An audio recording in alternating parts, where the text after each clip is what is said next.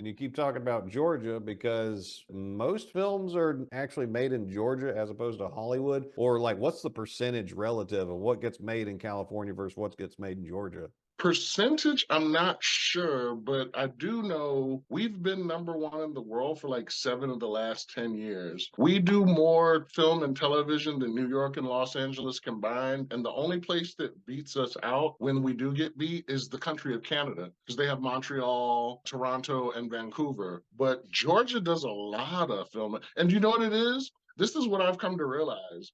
It's the architectural diversity, it's the topographical diversity, and nobody knows what the hell Georgia looks like. You go to LA, it's easily recognizable, but you only get one look. You get one or two looks. You get the valley or you get the coast. You go to New York, you get Manhattan or you get the outer boroughs, Brooklyn and the Bronx. And in Georgia, you got Savannah, you got Atlanta, which can be shot as any major city in the world from the right angles. You got the rural countryside where you go do something like The Color Purple or the Watchmen series that was on HBO. Dumb and Dumber 2 was filmed in Grantville, Georgia. I had no idea. I But didn't know it's that just, either. it's that type of diversity, especially the architectural and topographical. And we have 4 seasons. And, it boggles my mind some of the films that now I know that they've shot in Georgia because I would have never have expected it. And that's why, and the 35% tax incentive doesn't hurt. Anything over $1 million, 35% tax incentive, and they'll let you use it during the course of production instead of waiting to have to catch it at the end. And we're hoping that doesn't go away because that's been important to what Georgia's been able to do.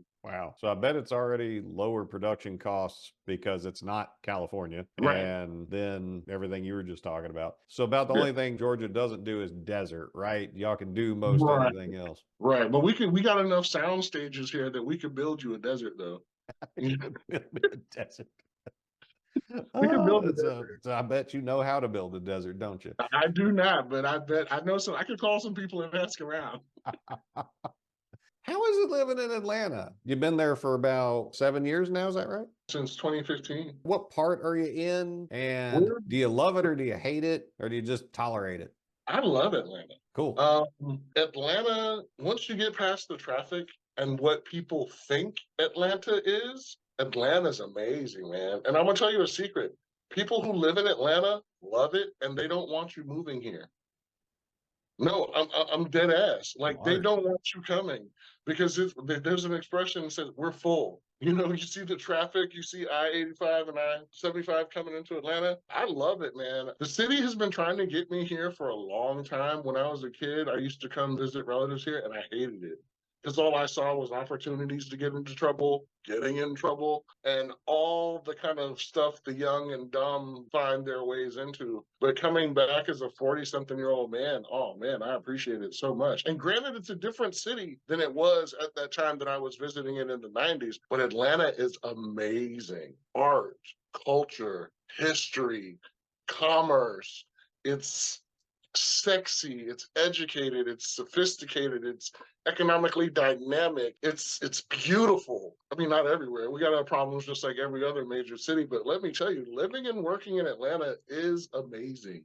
Other than the traffic, I need water. Like the Chattahoochee's not doing it for me. I would appreciate it if there's a beach. I'm from Florida. But no, I really love it. The people are very friendly, regardless of what you might hear. I never feel unsafe anywhere that I go. I'm not saying there's not dangers out there, but we just became the sixth largest city in the United States. Tons of people move here every year, and those people wouldn't be here if it sucked. The secret that they don't want you to know is how incredible it is here. It's a big deal of a city. I gotta say, it's got the best airport I've been in as far as like a major airport. It goes everywhere. It's well organized and it's not Chicago O'Hare because O'Hare sucks. I hate that airport. But Atlanta, it might be a long way to my next gate, but there's a reasonable way to get there in a timely fashion. There's plenty to do there. So y'all doing some things right in Atlanta. That's for true.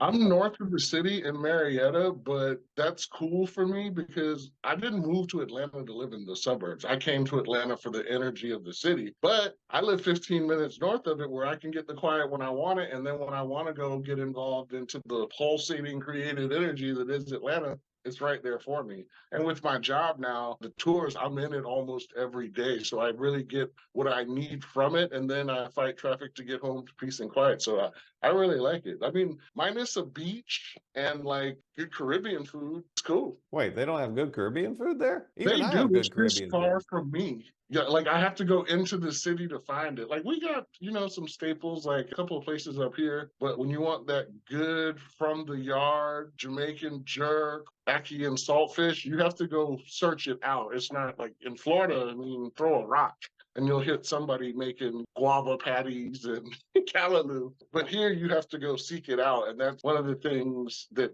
from where I am. In Atlanta, you don't have to, but for me, it's a drive. So other than that, I really don't have a lot of complaints. I really enjoy Atlanta. It's a vibrant city. And it's a Oh, city that's still growing.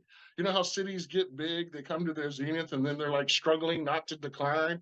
That is not what Atlanta is. Atlanta is still becoming what it's going to become every day, rather than a city trying to hold on to the glory of the past. yeah, unfortunately, we got quite a few of those these days. Well, glad to hear that Atlanta's doing well, at least in your day-to-day life of it. And you gave me cause to be grateful for where I live again, talking about Caribbean food, because I've got not one, but three Jamaican restaurants, and they're good too, within a 20-minute drive. And some of them are shorter, but the furthest one's 20 minutes away. And I like them. I like them. They're good jerk chicken, some festivals. You get the right rice and beans, and it's some Yes, good stuff. sir. With Yeah. the extra gravy. Yeah, well, it's flavor, right? And Yeah. the only thing that I'm missing here, my wife and I really like Ethiopian food. It's different than Indian. I mean, if you squint, Indian kind of looks like it, but it ain't the same cuisine. And we don't have one. There might be a local who's going to do it sometime soon, and we hope she does it. We'll buy from her every day, but it's delicious stuff. So sushi, I'm covered. Fish, I'm covered. Barbecue, it's not Memphis barbecue, but it's good enough barbecue. We got Hawaiian places, all this and that, but Ethiopia, we're missing out. Y'all, you got an Ethiopian restaurant around We here? have a ton of African restaurants, Ethiopian, Nigerian. There's a Mm-hmm. Congolese place here that's pretty good. Atlanta has a very large African community. I mean, even I'm like, oh, you're black. No, I'm not black. I'm from Africa. So then there's I'm a milk chocolate. difference. Right, right. I'm not of the Ebony tribe. There's a lot of regional and specifically ethnic African restaurants in and around Atlanta, because Kenyan food is very different from Nigerian food. You wouldn't think so, but it's true. And I haven't got out to as many of them as I would like, but I have gone to one Kenyan place and this one place. I'm not sure what the tradition of the food is, but they got that really good fufu. In Providence, Rhode Island, they have this West African place that really easy to miss. It looks like it's an abandoned building, but when you go in, there's people in there and it's nice. Sue's Kitchen, I think. And the cuisine bore a lot of similarities to soul food, American South soul food, and it was delicious. We don't have one of those either. So when you talk about Nigerian food, I'm like, I think I know what you're talking about. And it was Right. wonderful.